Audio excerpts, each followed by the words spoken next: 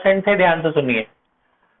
Chapter number 8 forces and laws of motion, जो पिछली class में एब्सेंट थे, थोड़ा सा मैं बता दूं, एक क्लास हुई है इसकी, आज सेकंड क्लास है। पिछली क्लास में क्या किया था बेटा, पिछली क्लास में हमने एक वर्ड किया था, उसका नाम था इनर्शिया।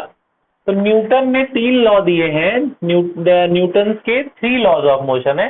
पहले लॉ का नाम भी वही है, law of inertia. First law is called law of inertia. Inertia क्या कहता है? इनर्शिया, ध्यान से बेटा बोर्ड की तरफ, inertia is the property of body by virtue of which the body remains at rest or in motion in absence of any external force। मतलब ये तो डेफिनेशन है, इसका मतलब ये है कि जो बॉडी अगर रेस्ट पे है तो वो रेस्ट पे लगी रहेगी ना, अपने आप तो नहीं चलने लग जाएगी जब तक आप उसमें फोर्स नहीं लगाओगे, है ना, उसे इनर्शिया कहते हैं। हर बॉडी की एक इनर्शिया होती है। जैसे तो ये कोई भी चीज है, बुक है, कॉपी है, जो नॉन लिविंग है, जो जैसी है वो वैसी ही रहेगी जब तक आप उसे बाहर से डिस्टर्ब नहीं करते। अगर वो मोशन में है तो मोशन में ही रहेगी, अगर कोई आके उसे रोक दे तो रुक जाएगी, अदरवाइज वो चल रही है तो चलती रहेगी। अगर किसी में फ्रिक्शन ना हो तो बॉडी चल रही है तो चलती रहेगी अपने आप। जो स्पेस है, स्पेस पता है तुम लोगों को, अर्थ के एटमॉस्फेयर के बाहर की जितनी जगह है उसे स्पेस कहते हैं। स्पेस में अगर कोई चीज फेंक दो तो वो चलती रहती है लगातार, अगर उसे कोई रोके ना वहां पे कोई फ्रिक्शन है, ना वहां हवा है, ना कुछ है, तो वो जिस मोशन में है उसी मोशन में चलती रहेगी। उसे कहते हैं इनर्शिया ऑफ मोशन। जैसी है वैसी ही रहेगी जब तक कोई इसे बाहर से फोर्स ना लगाए, उसे इनर्शिया कहते हैं। तो हर बॉडी की एक इनर्शिया होती है, ठीक है। तो इनर्शिया मैंने इनको बताया था 3 तरह की इनर्शिया होती है। इनर्शिया ऑफ रेस्ट, अगर रेस्ट पे तो रेस्ट पे रहेगी। इनर्शिया ऑफ मोशन मतलब चलती है तो चलती रहेगी अगर कोई उसे रोके ना, फोर्स ना लगाए। थर्ड इनर्शिया ऑफ डायरेक्शन, जिस डायरेक्शन में चल रही है उसी डायरेक्शन में चलती रहेगी, अगर कोई बाहर से आके उसे डिस्टर्ब करके मोड़े ना तो उसे इनर्शिया ऑफ डायरेक्शन कहते हैं। So there are 3 inertia, inertia of rest, inertia of motion and inertia of direction. तो पहला लॉ है लॉ ऑफ इनर्शिया ही है first law. Law of inertia क्या कहता है कि a body remains at rest, याद कर लो मेरे साथ, a body remains at rest और in uniform motion in absence of any external force. बाहर से फोर्स नहीं लगाए तो वो जैसी है वैसे ही रहेगी। सेकेंड लॉ से पहले एक टर्म लिखवाया है मैंने, उसका नाम है बच्चों मोमेंटम। मोमेंटम को P से डिनोट करते हैं, ध्यान से सुनना, बाद में लिखना। सुनो, मोमेंटम क्या होता है? मोमेंटम होता है बच्चों, momentum is defined as the product of mass and velocity. किसी भी बॉडी का मास और वेलोसिटी को मल्टीप्लाई करके जो आता है उसे मोमेंटम कहते हैं, ठीक है। जैसे आपसे कोई बोले एक टेनिस बॉल है, एक लेदर बॉल है। लेदर बॉल पता है सबको, जो क्रिकेट वाली बॉल है, और एक टेनिस बॉल है। एक लेदर बॉल है और एक टेनिस बॉल है, दोनों सेम स्पीड से आके आपको लगी, किसका मोमेंटम ज्यादा होगा, टेनिस का कि लेदर का? लेदर का, क्योंकि उसका मास ज्यादा है। तो जिसका मास और वेलोसिटी का प्रोडक्ट ज्यादा होता है उसका मोमेंटम ज्यादा होता है। तो momentum is the product of mass and velocity. SI unit, तो एम का मतलब क्या है? मास। वी का क्या मतलब है? वेलोसिटी। ये मैं लिखूं तुम्हें पता है? एम क्या है? मास। वी क्या है? Velocity. SI unit of momentum, आप खुद यूनिट बना सकते हो इधर बोर्ड की तरफ देखने के बाद। मास को कैसे मेजर करते हैं? किलोग्राम में। मास को कैसे मेजर करते हैं? Kilogram.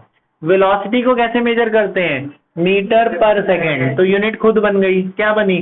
KG metre per second. Unit आप खुद फॉर्मूले से बना लिया करो। मास की यूनिट क्या होती है? किलोग्राम। वेलोसिटी की यूनिट क्या होती है? Metre per second. यूनिट क्या बनी? KG metre per second. बात समझ में आई? ठीक है। तो एम का मतलब, जिनको नहीं पता वो लोग बाद में लिख लेंगे, एम का मतलब मास और वी का मतलब वेलोसिटी, ठीक है। बाद में सुन लो, अभी इधर सुनो। सेकेंड लॉ क्या कहता है न्यूटन का? तीनों लॉ मैं बता देता हूं, अभी लिखवा दूंगा, न्यूमेरिकल है, हमें सेकेंड लॉ पे न्यूमेरिकल भी आते हैं। जरा सेकेंड लॉ देखो, उसका छोटा सा एक प्रूफ है वो भी देखो। सेकेंड लॉ कहता है बेटा, अच्छा सेकेंड लॉ से पहले मैं आपको बताऊं, मोमेंटम भी 2 तरीके के होते हैं। एक होता है इनिशियल मोमेंटम और एक होता है फाइनल मोमेंटम। तो मोमेंटम 2 तरीके के होते हैं, मैं यहां साइड में लिख देता हूं तुम्हारे लिए। एक होता है इनिशियल मोमेंटम, शुरू का मोमेंटम, उसको हम P1 से डिनोट कर देते हैं। दिख रहा है ये? इनिशियल मोमेंटम को P1 लिख रहे हैं। मोमेंटम क्या है? मास और वेलोसिटी। तो देखो जैसे ये पेन है मेरा, या कोई मेरी कार है सपोज, या मेरी गाड़ी है, कोई भी गाड़ी बाइक कुछ है, उसका मास जो शुरू में था वही बाद में भी रहेगा, मास तो नहीं बदलता। क्या बदलती रहती है? स्पीड बदलती है ना, वेलोसिटी बदल रही है। तो मेरी गाड़ी की मान लो शुरू में स्पीड, इनिशियल स्पीड को क्या बोलते हैं? यू। फाइनल स्पीड को क्या बोलते हैं? वी। तो मास इंटू इनिशियल वेलोसिटी को इनिशियल मोमेंटम बोलते हैं। मास इंटू इनिशियल वेलोसिटी को क्या बोलते हैं? Initial momentum. और फाइनल मोमेंटम क्या होता है? मास इंटू फाइनल, ये फाइनल मोमेंटम है। फाइनल मोमेंटम क्या होगा? उसको डिनोट ऐसे करते हैं P2 से, mass into final velocity is called final momentum. पहले फिर लिखा मत करो पढ़ते टाइम सिर्फ सुनते हैं ध्यान से, फिर बाद में लिखते हैं। और फोकस यहाँ आंखें ऐसे से नहीं चलाते, है ना, एक ही तरफ देखना होता है सबको, नीचे ऊपर नहीं देखते। फोकस बनाना सीखो। फिर से, तो मोमेंटम पहले जब आपकी गाड़ी शुरू में चल रही होगी किसी स्पीड से तो उसका मोमेंटम अलग होगा, बाद में आपकी गाड़ी जब आपकी तेज हो जाएगी तो उसका मोमेंटम बदल जाएगा ना। क्यों बदल गया मोमेंटम? क्योंकि वेलोसिटी बदल गई, पहले कुछ वेलोसिटी से चल रही थी, फिर कुछ और वेलोसिटी से चलने लग गई। तो सेकंड लॉ कहता है कि आपकी बॉडी का मोमेंटम अपने आप बदल जाएगा। अपने आप तो नहीं बदलेगा ना, आप उसमें फोर्स लगाओगे तब उसका मोमेंटम बदलेगा। आप उसमें फोर्स लगाओगे, गाड़ी में एक्सेलेटर दोगे ना, फोर्स लगाओगे, एक्सेलेटर से घुमाओगे, तभी वो तेज चलेगी। तो सेकंड लॉ यही कहता है। सेकंड लॉ कहता है कि force will change the momentum, यानी कि rate of change of momentum. Second law ये है, change of momentum upon change in time. Time के हिसाब से आपकी बॉडी का मोमेंटम बदलेगा, और जो मोमेंटम का बदलना होता है उसे rate of change of momentum कहते हैं। कितना मोमेंटम कितने टाइम में बदला वो डिपेंड करेगा आपने कितना तेज फोर्स लगाया।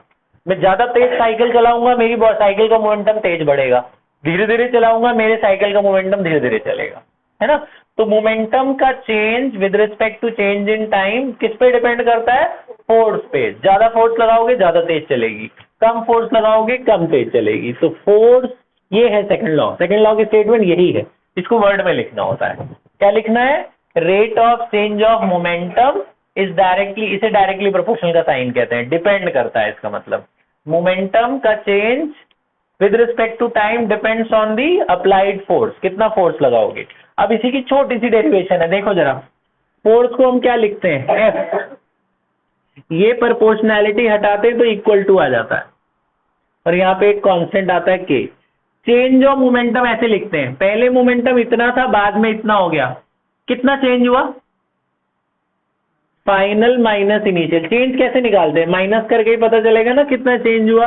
और मान लो जो टाइम में चेंज हुआ वो T हुआ, नीचे चेंज इन टाइम को T लिख देना। मोमेंटम की चेंज को कैसे लिखते हैं? P2 minus P1। पहले मान लो आपकी मोमेंटम था 50, बाद में आपका मोमेंटम हो गया 70, कितना चेंज हुआ? कैसे किया? माइनस करके ही निकाला ना। तो ये P1 है, ये P2 है, किसको किससे माइनस करेंगे? फाइनल में से इनिशियल को, P2 में से P1 माइनस करेंगे, है ना। अच्छा बेटा, बोर्ड पे देख लिया कर, नीचे देखने से अच्छा, है ना। तो मोमेंटम में कितना चेंज होगा? P2 minus P1। P को क्या लिख सकते हैं? P2 का क्या फॉर्मूला होगा? Mass into final velocity. P1 का क्या फॉर्मूला होगा? Mass into initial velocity. नीचे क्या बचा है? टाइम। क्या था? ठीक है। m को, अच्छा ये जो k है ना, इस k की वैल्यू 1 होती है बच्चों। k की वैल्यू न्यूटन ने 1 निकाली थी, तो k की जगह 1 लिख देना। m कॉमन ले लो, m कॉमन आ गया, क्या बचा? v minus you divided by T. हमने मोशन वाले चैप्टर में पढ़ा था कि v माइनस यू अपॉन में t किसका फॉर्मूला होता है? एक्सेलरेशन का। हमने न्यूटन के इसमें मोशन वाले चैप्टर में पढ़ा था ना, v minus you by T किसका फॉर्मूला होता है? एक्सेलरेशन का। तो ये v minus you by T को हटा दो, इसको हटाकर क्या लिख सकते हैं? a। तो ये एक फोर्स का फॉर्मूला है बेटा। तो फोर्स के दो फॉर्मूले याद कर लो तुम लोग, एक ये वाला, एक ये वाला। ये दो फोर्स के फॉर्मूले हैं। तो फोर्स का क्या फॉर्मूला होता है? Mass into acceleration. क्या फॉर्मूला? Mass into acceleration. ये बात समझ में? ये छोटी सी डेरिवेशन है, ये 2 नंबर की आती है, कुछ नहीं है इसमें, टोटल 4 लाइन है। तो कैसे स्टार्ट करेंगे? फोर्स किस पे डिपेंड करेगा? Change in momentum upon change in time. Proportional हटा के k लगाना है, k की वैल्यू 1 डाल देना है। P2 की वैल्यू क्या होगी, mass into final velocity. Final momentum में फाइनल वेलोसिटी, इनिशियल मोमेंटम में इनिशियल वेलोसिटी। मास कॉमन ले लिया, बचा v, यहाँ u और नीचे t। v minus you by T को क्या बोलते हैं, a। v minus you by T को क्या बोलते हैं, a। तो फोर्स का क्या फॉर्मूला है, m इंटू a। बात समझ आई। अब इस फॉर्मूले से आपको एक डेफिनेशन पूछते हैं पेपर में, बोलते हैं 1 न्यूटन डिफाइन करो। डिफाइन 1 न्यूटन, ये मैं अभी डिफाइन कर रहा हूं, अपनी लैंग्वेज में बाद में लिखना, ध्यान से सुनो। फोर्स का यूनिट को क्या बोलते हैं हम लोग, फोर्स की यूनिट को क्या बोलते हैं, न्यूटन। अच्छा ये मैंने नहीं बताया। एसआई यूनिट ऑफ फोर्स बच्चों, SI unit of force, force की यूनिट मैंने लिखवाया था कल ना, पहले दिन लिखवाया था। फोर्स की यूनिट को क्या बोलते हैं, न्यूटन। तो फर्स्ट डे मैंने लिखवाया था, जो एब्सेंट थे बच्चे वो सुन लो। फोर्स की यूनिट क्या होती है, न्यूटन। तो आपसे बोलते हैं 1 न्यूटन डिफाइन करो। एक क्वेश्चन आता है, डिफाइन 1 न्यूटन। इसी फॉर्मूले से डेफिनेशन बन जाती है। देखो कैसे बनेगी। फोर्स की वैल्यू 1 न्यूटन कब होगी, जब मास की वैल्यू भी 1 हो जाए और एक्सेलरेशन की वैल्यू भी 1 हो जाए। तो 1 इंटू 1 आंसर क्या आएगा, 1। तो आप क्या बोलोगे कि force is said to be, ध्यान से सुनना, क्या लिखोगे अभी खुद लिखना है। Force is said to be 1 newton when after applying force on a body of mass 1 kilogram, mass की वैल्यू 1 क्या kilogram, suffers an acceleration of 1 metre per second square. इनकी यूनिट लिख देना बस, फिर से ये डेफिनेशन है, बस यही डेफिनेशन है। Force is said to be 1 newton when after applying force on a body of 1 kg it covers या it moves with an acceleration of 1 meter per second square. Force is said to be 1 Newton when after applying on a body of mass 1 kg it covers an acceleration of 1 meter per second square या it moves with an acceleration of 1 meter per second square। लिख लोगे कि force 1 कब होगा, जब 1 kilo की body पर force लगाने पे वो 1 मीटर पर सेकेंड स्क्वायर के एक्सेलरेशन से चलने लग जाए। ठीक है, ठीक है। तो यहां तक ये लिख लो और 1 न्यूटन की डेफिनेशन खुद से लिखो। ये नहीं लिखना है, ये यहाँ वर्ड में लिखना है। पास कर दो।